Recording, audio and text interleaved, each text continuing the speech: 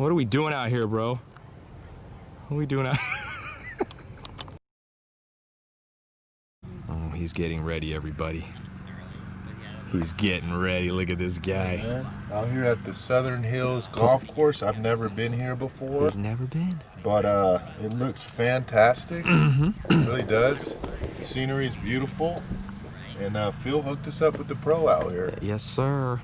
So we're looking forward to it, man. Mr. Brian Mulvin over there. He's the teaching pro, one of the teaching pros here at Southern Hills. Plantation up in Brooksville. They have a junior tour event going on right now in the front nine. What we're gonna do today is we're gonna go out on the back nine, 3 holes with Mr. Brian. Dave and I are gonna pick his brain, talk to a pro about how he plays the game, how he sees the course. You know, they see things a little differently than we amateurs, but you know, we still could give him a run, right, Dave? We could give him a run yet. Hell no. I'm trying to get this to be a series, like a teaching pros series. Go find a couple of teaching pros in Tampa, film them, pick their brains about things, you know. So hopefully you guys will enjoy this.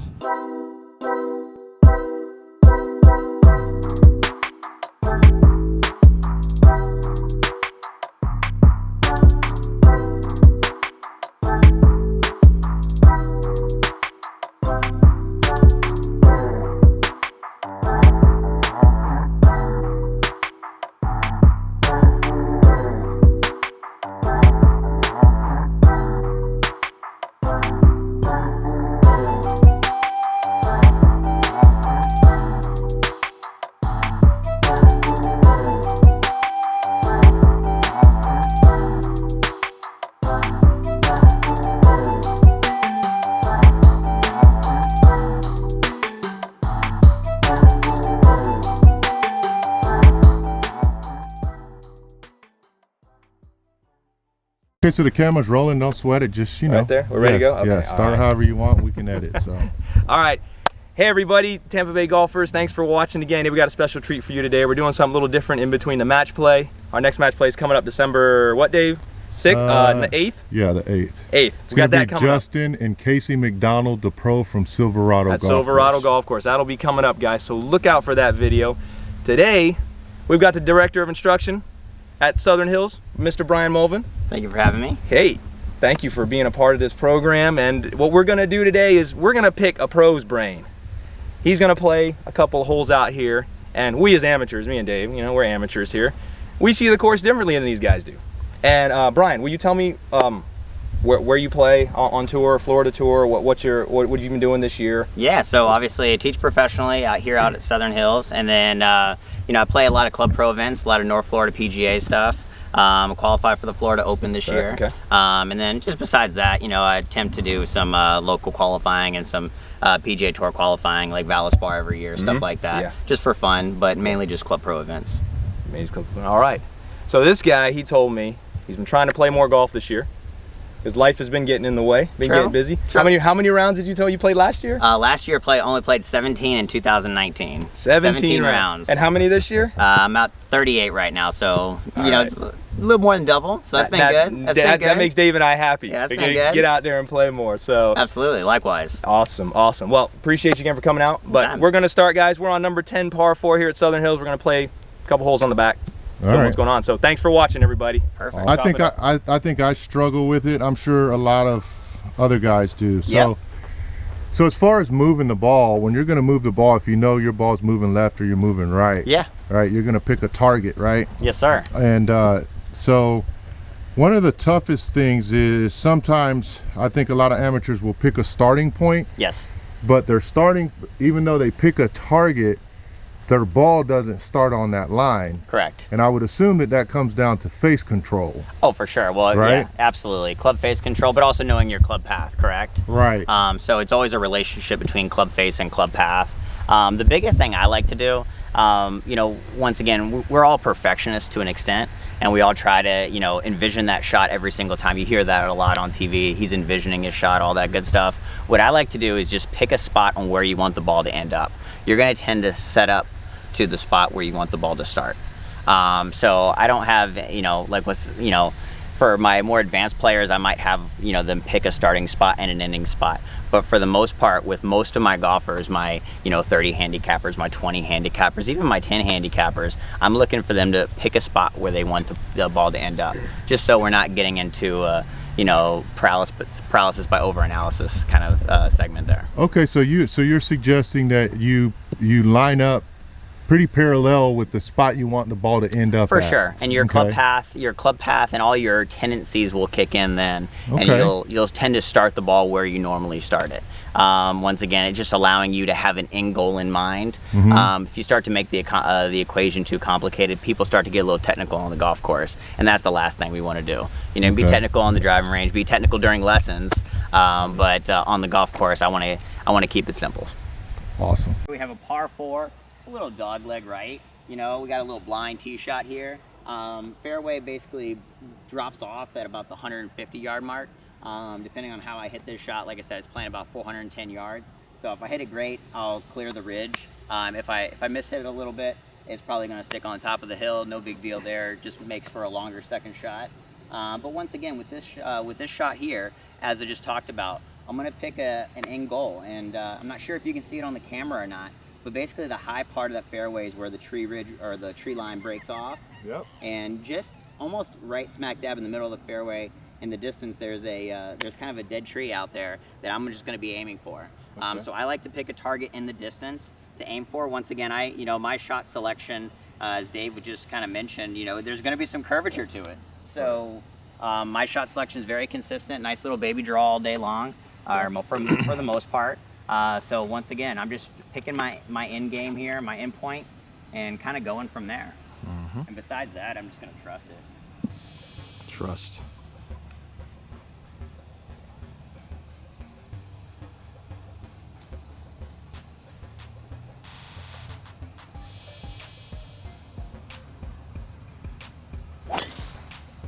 Great shot.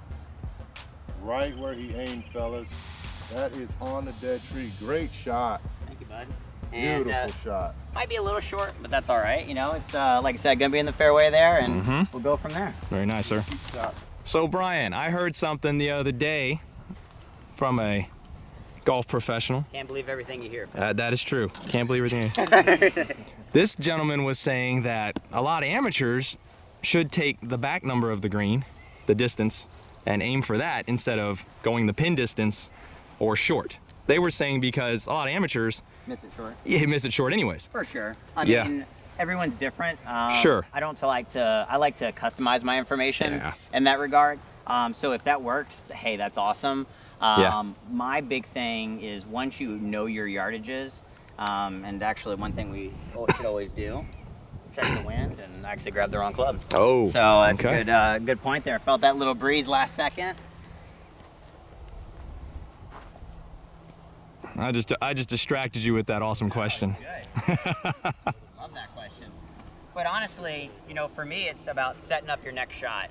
You know, we'd love to say we're gonna, you know, stick every shot to 3 feet, but as golfers, we know that doesn't happen. That's right. Yep. So, for instance, here, as you know, from a pro's perspective, I'm thinking about where I want my shot to land. Right.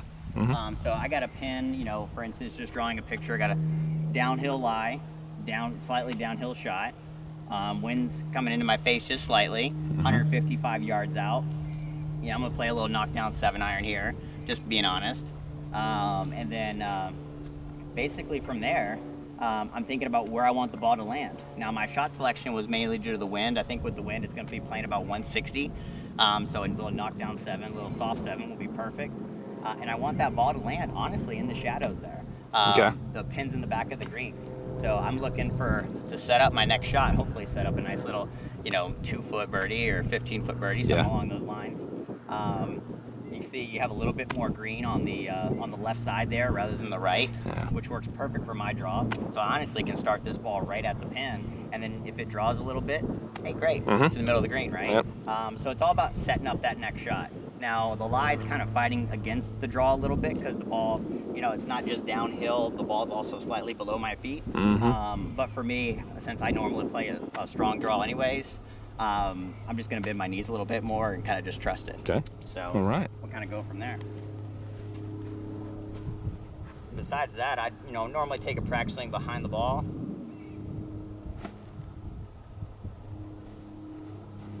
Once again, pick that starting spot. Right now, my starting spot, it's rare, but on this particular shot, my starting spot is the pin. Once again, that's pretty rare for me. Okay. And then I'm just going to draw off it.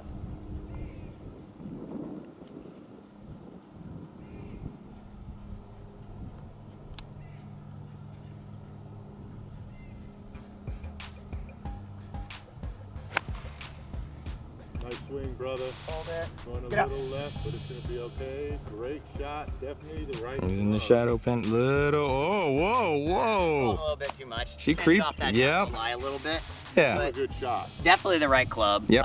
Once again, that was more ball contact on the ball rolling a little too much. Mm-hmm. But at least here's the good news. On this particular shot, I missed on the right side. Yeah. Correct? Yes. Which in this case was the left side. Mhm. But I missed the proper side of the hole. So now I have an easy chip up, easy opportunity to save my par. Yeah.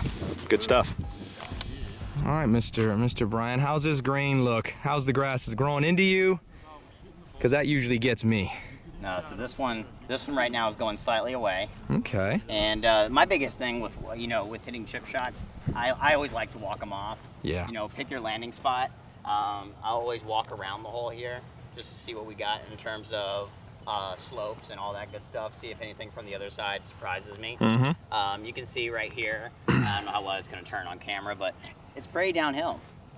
So I'm basically just going to try to land this right on the edge of the green and let it release to the hole. Standard club I chip with is a 58, more of like a modern way, a modern pro way of doing it. I know old school would 9-iron, baby. 9-iron, 7-iron, keep the ball low, let it roll, right? Yeah. Which I'll do that with the 54 degree occasionally, but for this shot, I know my bounces really well with the 58, so I'm gonna walk it off. He walked off his point where he wants it to land right there. So 7 yards right from my landing spot. Mhm. Once again, just envision the shot, execute, and that's what we're doing.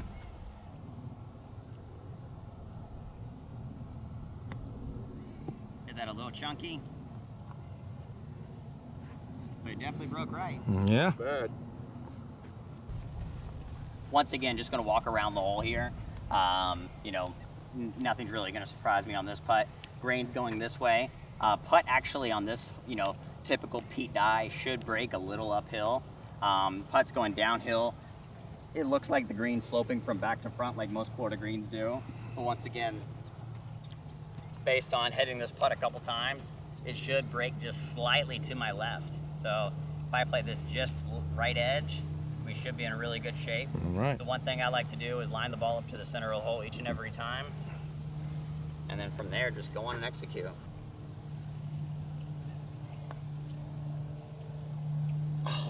Whoa, Did break, started just a burned tad it. bit too far. Oh my Quite all right. goodness.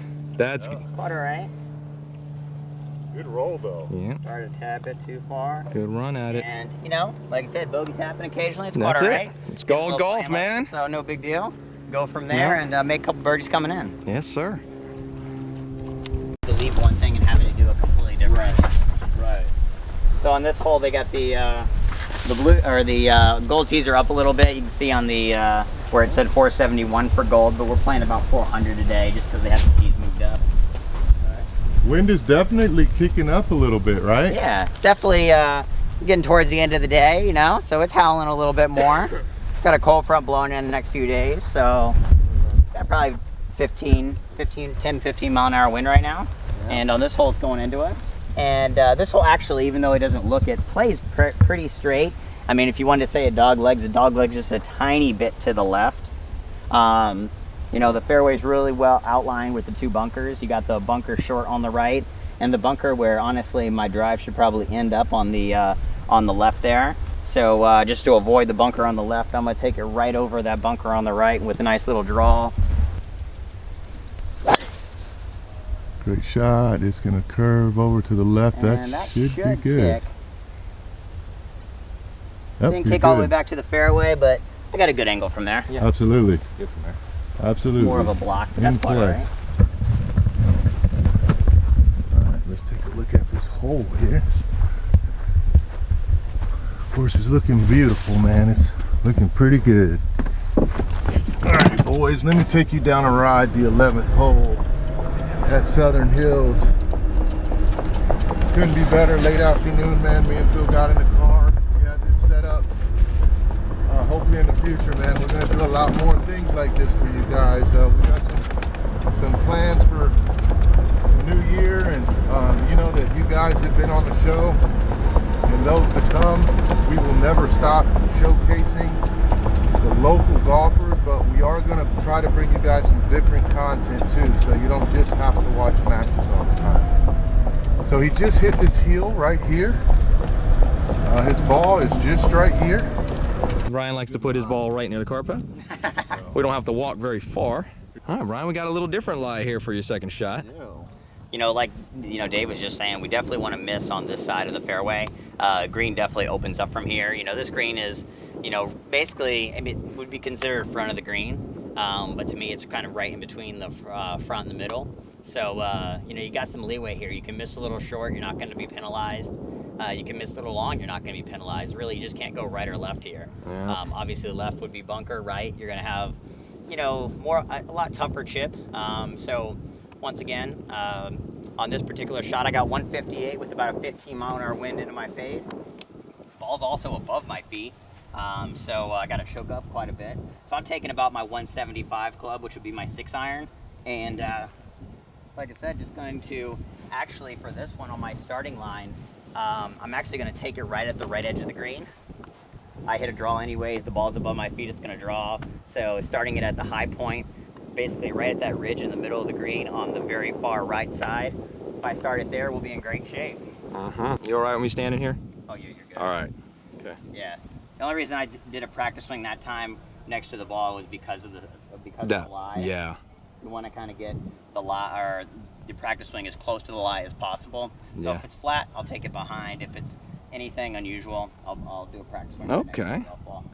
That's a good little tip right there.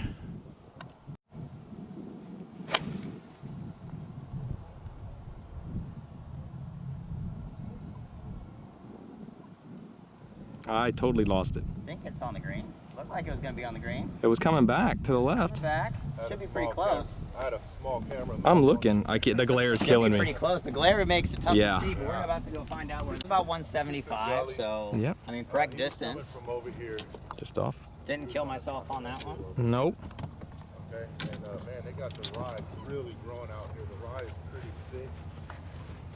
So this is where he ended up, and this little spine he was talking about is right back here. So he was not far off of the target that he was aiming for. You can see this is the gully. He was coming from over here. He was on the top of that hill over there. Okay, and man, they got the ride really growing out here. The ride is pretty thick. So this is where he ended up, and this little spine he was talking about is right back here. So he was not far off of the target that he was aiming for, really. I mean, that's a great shot, really. Plenty of green to work with. I'm just going to take my little bump and run wedge, which is my 54. Honestly, I'm just going to hit a nice little bump and run here. Pretty simple. Everything is, you know, chip is actually going to break. Once it gets to the green, it should break a little bit to my left. But overall, take a glance at it from the other side just to make sure I'm not going to be surprised. But besides that, it should be pretty straightforward. From the ball, you know, normal Pete Dye, once again, it's all about illusion. From the ball, it looks straight uphill. When you get to the other side, it's going to look a little bit more downhill. So I'm going to play this pretty flat. Walk it off one real quick time.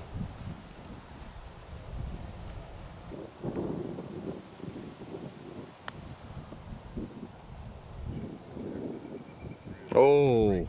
All day long. I don't know, you can pick it up if you want. It's up to All day long. There it is. There we go. Easy par. Easy par. Easy Just like Phil par. taught me. That's it. Just like that. All right. Par 5, number 12. All right, Brian. Strategy. Driver, right? Driver. Putter. All right, It's not my game. Not your game, yeah. It's not my game. It's not my game either, yeah. Like I said, nice little 15-mile-an-hour wind into us here. Unfortunately, 538 will probably play as a 2-hole or 3-shot hole for me today. That's quite all right. Mm-hmm. It's an easy little 3-shot hole today. So don't always try and go crazy and say you got to get on in 2, right? No, definitely not. Birdies can be made just as easily from 100 yards as they can from 20 yards away out of a bunker. Oh. Got a little afternoon shadows here to 10 whip, but that's quite all right. Mm-hmm. And once again, this hole kind of matches my shot. I'm just basically going to start it right at the right edge of the fairway and just kind of let it do its thing from there. You know, don't have to be tricky. There's a couple trees in the background that I'm aiming at, and kind of go from there. Might be hard to track this ball, but that's quite all right.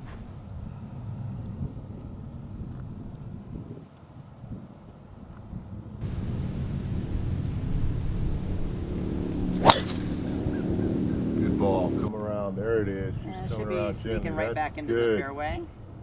It's really good. Right on the edge of that fairway. Right on the edge. So, I mean, Ball. you know, Phil's getting old, so we have to keep it close to the rough. Yeah, man, it's good for my knees. My knees got old knees, you know. Eagle eye. Just like you call it. Yeah, the ride's so thick it's stopping the run on the Oh yeah, no, it's 10 yards short today, you know. That's quite all right.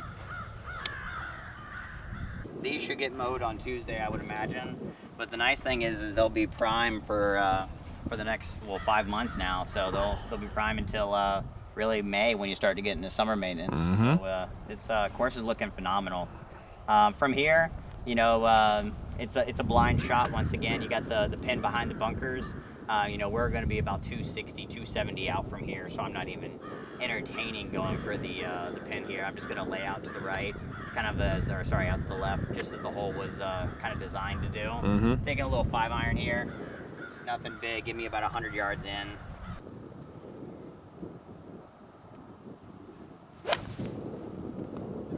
Right out to the left, should be in the middle of the fairway. Sorry, Phil, I'm going to have to make you walk a little bit. Oh, it's fine, brother. Good shot, brother. Good shot. All right, we got the good old 54. Ryan had a second shot. He's out here in the fairway. Thank you, my friend. So what you got distance-wise? So we're at 94 yards. Once Okay. again, wind's died down just a little To the bit. wind? My 54 stock would go 85 yards. Reason I'm hitting this is because in order to compress the ball better, I'll always just put the ball a little bit back in my stance. So this just I'm able to keep the exact same swing, just put the ball a little bit more back in my stance. Yep. Ball's I'm up on a again. slight uphill lie too. Like I said, that's going to add a little bit more loft. So putting in the back, de-lofting it a little bit, no big deal there. So once again, I got this shot playing right at 100. Once again, playing the 54 in the back of my stance. Slightly closed club face, just being a wedge. You don't want it to leak out to the right. And you know, with wedges, for the most part, with this pin being nice in the middle of the green, I can just take dead aim and just Go right at it, huh? go right at it. Yeah.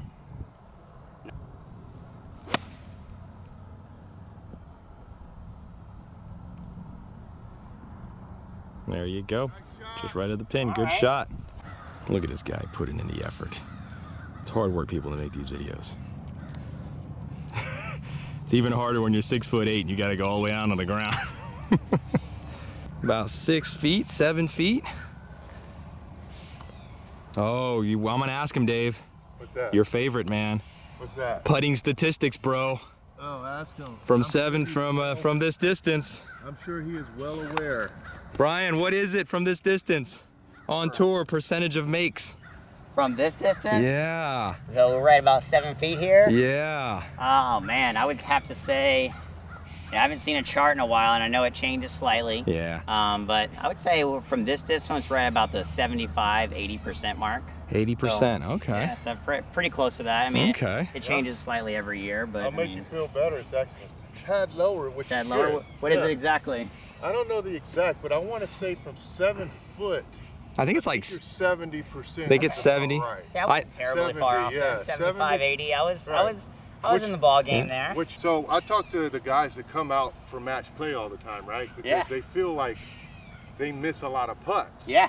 And what me and Phil talk about all the time is, if a PGA Pro is 70% from this range Yes. here, which it reduces drastically as you get further away. For sure, 100%. You know, you can't, so that means an amateur's probably what? 50%. 50%? 50%. You know? I mean, yeah, 50%. The expectation level is that inside 10%. Now, you got to also remember with that number, right, that everyone has hot streaks. Yes. So for instance, the tour stat they love to put up is, putting inside 10 feet. And the guy who wins that week is normally putting 100% inside 10 feet or 95% inside 10 feet. He'll be 31 of 31 for that one given week. Yeah. Correct? Yeah. Sorry, excuse me. I gotta no, you're fine, fix this ball yep. mark. But just don't want to forget. No, I was gonna remind you. I saw it. I appreciate it. I was looking right at it. No, but yeah. So I mean, for any given week, someone can get hot, and that's the same thing with. I mean, you talk about match play, right? Everyone who's played match play at least a little bit has run into that guy or gal who's just on fire with the putter. Can't miss that given week. Oh yeah. So it definitely happens, but over time, my biggest thing that I stress to my students is don't go crazy with these putts, because the more you try to make them, the further away that next putt's going to be. And I don't care how good of a putter you are, if you blow these putts 4 or 5 feet by, you can feel like you're going to make all of them, but eventually that bug is going to bite you and you're going to miss a few. So my biggest thing with all my students is focus on speed with these putts. Get it to die into the hole, get it to roll a foot past max. Because these are, I mean, especially this one right here, we're slightly downhill. I got my grain is kind of going a little bit away from me. So gotta look at this putt to read it a little bit for sure. But yeah, I mean, this putt should break a little bit. Just a little bit though. Like I said, normally non-COVID times I would have taken the pin out, but today not going to. So from right here, honestly, I have this putt breaking a little bit to my right, so I'm just gonna take it right at left edge. And once again, if I miss it, it's gonna be the right speed. I'm gonna, if I hit a perfect putt, it'll either drop in or have a speed that if it were to miss, it's only gonna miss, roll a foot by. And we should be pretty good.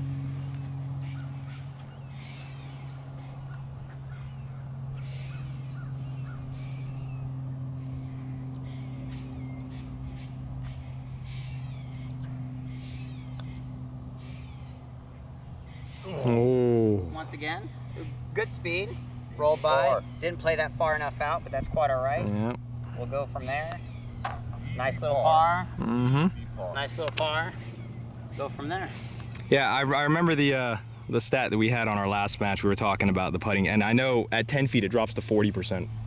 Something like that. It drops to 40% at 10 feet. Yeah. Oh, it does. I thought, man. And a good book on that would be Every shot counts. Yes, every shot counts. Every shot counts. Absolutely. Great great book on that. My favorite book is How to Line Up Your Fourth Putt. That's like my favorite book right there. How to line up your fourth putt.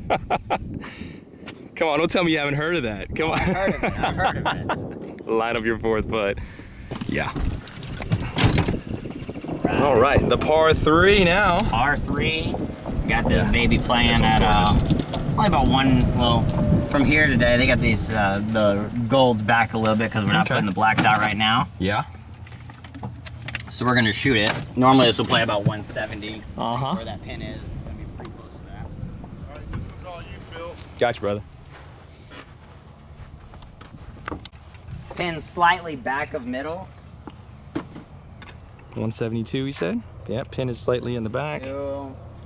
You can see the pin, right? Yes, sir. I got it right behind that bunker. Yeah, right behind that bunker. 172, nothing special here. There's not a lot of wind going on right now. A little bit, not a lot. Yeah, it's kind of died down. Yeah, it's died down just a little bit. Throw it up just for fun. I'm just gonna outline it right between those two bunkers. So there's 2 bunkers short of the green. Yep. I just kind of want to draw it right between those two. Draw it into the pin from there. It's gonna land about 10 feet short and drop right in the hole. All right.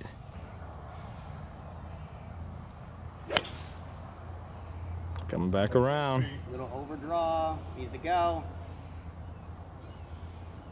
Oh, you're on. It's on the front edge. You're on between the bunkers. Oh, yeah. Front edge. Not bad. That's pretty good. I think you're on the level with the pin. Yeah. You can put, yeah.